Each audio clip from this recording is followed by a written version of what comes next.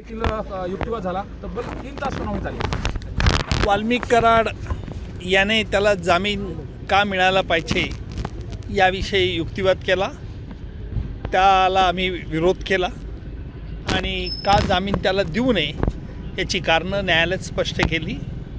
त्याचप्रमाणे दुसरा आरोपी विष्णू चाटे यानेही मला या खटल्यातून मुक्त करावे, कारण माझ्याजवळ माझ्या विरोधात कुठलाही पुरावा नाही अशा तऱ्हेचा त्यांचा युक्तिवाद होता।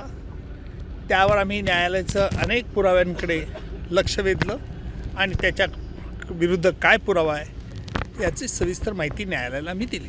मकोकावरती देखील आक्षेप घेतला तर समज मकोकाचं काम लावलं गेलं ते कसं लावलं गेलं, त्याचबरोबर सुनील केदी शिंदे याची जी मूळ फिर्याद आहे खंडणी संदर्भात त्यावरती देखील आक्षेप घेण्यात आला। अनेक मुद्द्यांवरती वाल्मिक कराडला जामीन का मिळावा याबद्दल त्यांनी युक्तिवाद केला होता।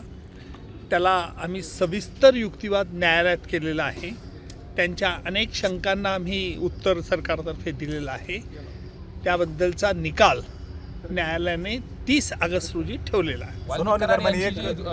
अटक आहे ती त्यांचा एक मुद्दा असा होता की वाल्मिक कराडला अटकेच्या वेळेला त्याची अटकेची कारणं सांगण्यात आली नाही।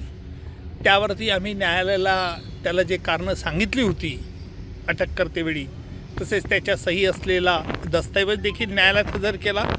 त्याचप्रमाणे वाल्मिक कराडचा जो जवळचा एक मित्र होता त्याला देखील अटकेची कारणं आम्ही दिली होती। त्या संदर्भात आम्ही न्यायालयाचे लक्ष वेधलं आहे। सुनील शिंदे यांच्या मोबाईलमधली जी ऑडिओ क्लिप आहे आणि त्यावरच सगळा बेस होता, ती त्या दिवशी रेकॉर्ड केलेली नाही, ती नंतर रेकॉर्ड केलेली आहे आणि ती त्या मोबाईलमधली नाही असं देखील युक्तिवाद आरोपीच्या वकिलाने करणार। आरोपीतर्फे असं म्हणण्यात आलं होतं की सुनील शिंदे याने जो वाल्मिक कराडचा मोबाईल फोन रेकॉर्ड केला होता किंवा त्याचा जो व्हिडिओ घेतला होता हा त्या तारखेला झालेला नाही। या बाबतीत आम्ही न्यायालयाचं CDR ज्याला कॉल डिटेल रेकॉर्ड म्हणतो हे स्वतंत्ररित्या नोंदवले जातात त्याच्याकडे लक्ष वेधलं आणि त्या कॉल डिटेलच्या रेकॉर्डप्रमाणे त्याने फोन केल्याचं वाल्मिक कराडने विष्णू चाटेच्या फोनवरून वाल्मिक कराड बोलला होता त्याची नोंद आहे असे न्यायालयाच्या आम्ही दृष्टिक्षेपात आणलं।